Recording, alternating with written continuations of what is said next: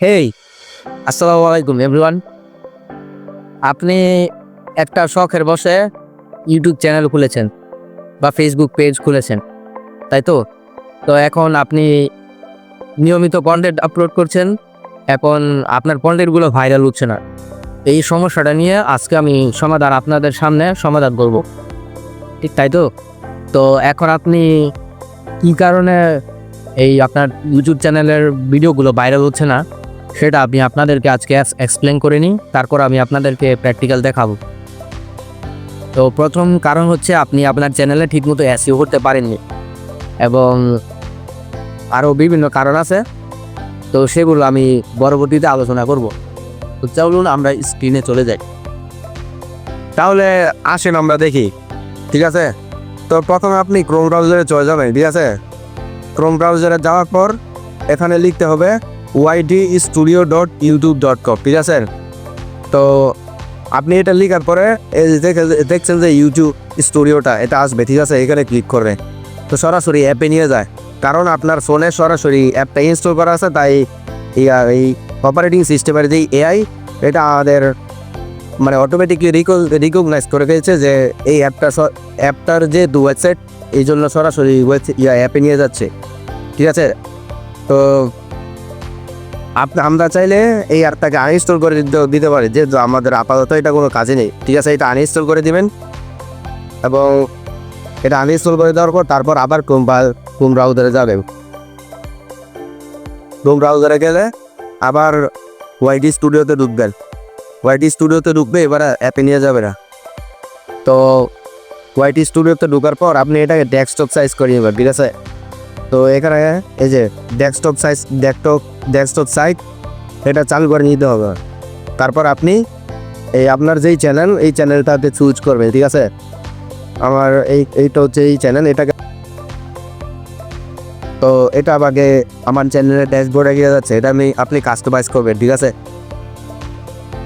তো এখানে আপনি নিচে দেখতে পাচ্ছেন যে এই যে নিচে গেলে দেখতে পারবেন যে সেটিংস, ঠিক আছে। এই যে এখানে একটা সেটিংসের আইকন রয়েছে, এই সেটিংসে আপনি চলে যাবে। সেটিংসে যাওয়ার পরে আপনি এই যে চ্যানেল লেখা আছে না, এই চ্যানেলে আপনি ক্লিক করবেন। চ্যানেলে ক্লিক করার পর আপনি দেখতে পাবেন যে বিভিন্ন কিওয়ার্ডস ব্যবহার করেছি আমি, ঠিক আছে। এগুলো হচ্ছে আমাদের মূলত কাজ, ঠিক আছে। তো এইটা ব্যবহার করার একটা নিয়ম আছে, ঠিক আছে। আমি এখানে একজন ভুল করে অনেকগুলা একই ক্যাটাগরির একই শব্দ একই কিওয়ার্ডস সে ব্যবহার করেছে, যার কারণে ইউটিউব যে অ্যালগরিদম, সেটা আসলে মানে বুঝে উঠতে পারছে না যে ভিডিওগুলো কাদের কাছে গিয়ে পৌঁছান। আপনি সবসময় লক্ষ্য রাখবেন যে আপনি কাদের জন্য ভিডিওটা তৈরি করছেন, ঠিক আছে। তো কাদের জন্য যদি ভিডিওটা তৈরি করেন, যেরকম আপনি ছাত্রদের জন্য ভিডিও তৈরি করতে পারেন, বা ফ্রিল্যান্সারদের জন্য, বা আপনি বিজনেস করেন, এরকম ক্যাটাগরির যদি থাকে, তাহলে আপনি এই ট্যাগগুলো ব্যবহার করবেন আপনার ক্যাটাগরি অনুযায়ী। তো আপনি এই ট্যাগগুলো ডিলিট করে দিলে, ঠিক আছে, নতুন করে আপনি ট্যাগ ব্যবহার করতে পারবেন। এখানে সর্বোচ্চ লিমিট হচ্ছে 500টা ক্যারেক্টার, ঠিক আছে। তো আমি ডিলিট করে দিয়েছি। ডিলিট করার পর আপনি নতুন কিওয়ার্ড ব্যবহার করবেন। আপনি যদি সবার জন্য ভিডিও তৈরি করেন, তাহলে আপনি FB1 দিতে পারেন, কোনো সমস্যা নেই, ঠিক আছে। FB1 দিয়ে জাস্ট ইন্টার প্রেস করবেন, তাহলে হবে।